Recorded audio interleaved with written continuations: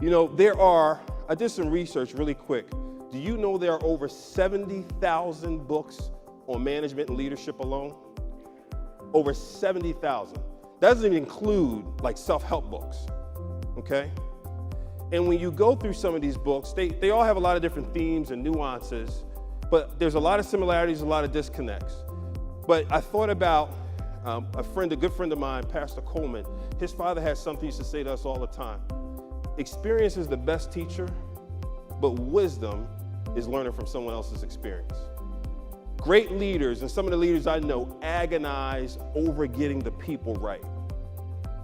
Because they figure without people, nothing happens. Products don't get developed, service is not delivered. Nothing happens without people. But getting the people element, we talked about, when I listened to all the core commitments and things we're talking about as we bring people into this company, helping identify who is the next CMC, who is the next RM, who is the next BVP, who is the next MVP, who's the next RGM, and understanding our people and how we put them on a path to those destinations of leadership. One of my favorite mentors was this guy named Joe Jankowski. Now, when I was 14, I grew up in North Philadelphia, and one of the best things that could happen to me, I didn't say this then, one of the best things that could happen to me one day is my mom said no. I had asked my mother, I said, you know, I am going to be the next DJ Jazzy Jeff. It is clear to me that I will be the next DJ Jazzy Jeff. And my mom said, I've watched you do tons of hobbies and things. I'm not funding your next hobby. I said, no, this is different. You don't understand. Rap music is on the rise. This is a new era. I need 2 Technique 1200 turntables. Like you don't understand. Okay, anybody in the room familiar with music, like at that time, a Technique 1200 turntable was the gold standard, right? Mom, you have to. And I need, by the way, a keyboard and some other stuff, do some recording in the basement. She said, absolutely not. So I used to go to the Boys and Girls Club, and they had this job program during the summer. Now, I wanted to play basketball and go to the pool and everything in the summer like everybody else. Instead, I had to take this job. They give out the job slips at the thing. Everybody's getting jobs at the pool, lifeguard. I'm last in line. I get the job at the hardware store. The hardware store, okay? I have to go meet this guy named Joe Jankowski. I walk into the hardware store. Joe sits me down, gonna teach you how to make keys, fix screens, fix windows. I am ready to puke. My friends are running by the front of the store waving, bouncing the ball on the way to the basketball court. It was a remarkable experience because Joe, unknown to me, was like common day MacGyver.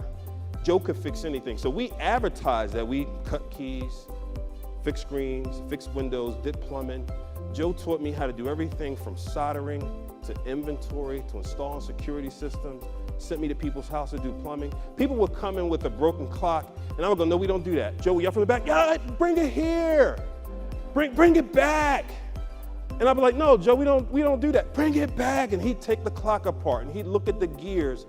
But what Joe was teaching me was he believed his sole purpose was to help people with their common problems in their home. By 16 years old, Joe promoted me to be the assistant manager of the store. I opened and closed the store on Saturdays. I worked after school. And I did this until I was about 19 years old. Joe let me run that store. I mean, to this day, I cannot thank Joe enough for depositing into my life. This man taught me how to run a business before I was 19 years old and had no other reason to besides I showed up, to Dave's point, showed up. But I would say Joe identified talent. He saw something in me that I probably didn't even see in myself. And I think about this company and some of the things we do best. When you think about people who can join Legal Shield, who do join Legal Shield, I think about John Hoffman often saying, cast a wide net. The profile of some of the folks coming in, most of the folks coming in, don't look like the profile you might expect corporately for somebody to reach the highest ranks in the organization. Is that not the beauty of this company? I didn't look like the profile. Little known secret, I didn't get my bachelor's degree until I was 34 years old. But she pushed me through it because she believed I could do it. She had already asked me a number of times, I turned it down, but she was resolute enough to say, I think this guy has more to offer, and I'm gonna help push him through it. The interesting thing about Jen, when she retired from JP Morgan Chase, the day she left, she hugged me, and I went to the men's room, and she came back in my office, and she left this on my office. This is over 10 years ago. And it says, what would you attempt to do if you knew you could not fail?